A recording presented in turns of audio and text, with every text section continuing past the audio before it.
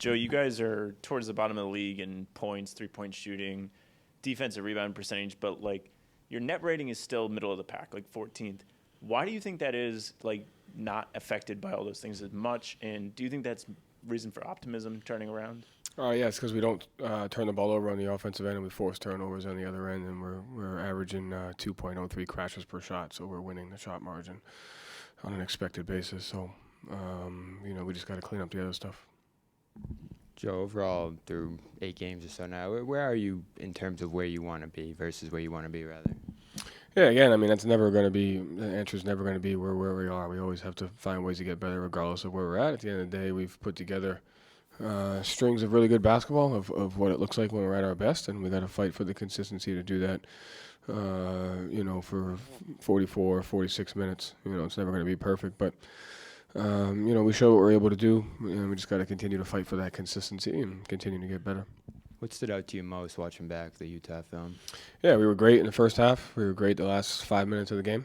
The third quarter, we gave up transition. We put them at the free throw line. We made some defensive mistakes on personnel, and they played better than we did. And again, it goes back to that, 30 minutes versus 48. We gotta fight the consistency to play, the way we're capable of for the majority of the game.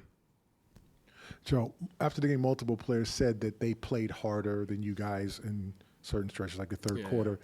How do you get guys to play harder when you notice, you sense, I mean, you see everything, Joe, but when you sense you guys are not giving your best, how do you motivate them in game?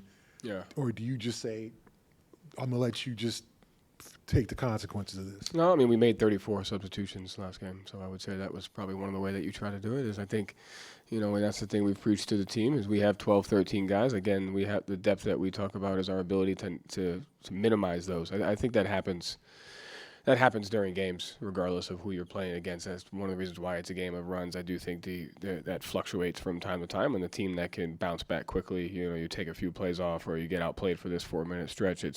You have to minimize that as much as possible, and I think we have enough guys to where, at our best, we minimize that. We minimize the runs that other teams go on. Whether it's because of transition or rebounding or all that. And so we just have to continue to fight for that identity of it's not going to be everyone's night every night. That's just kind of how the league is. But do we have enough to be able to pick up the guy next to you?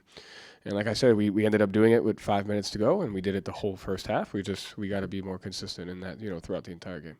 How do the guys take, when you substitute, sometimes is it just, it's matchups?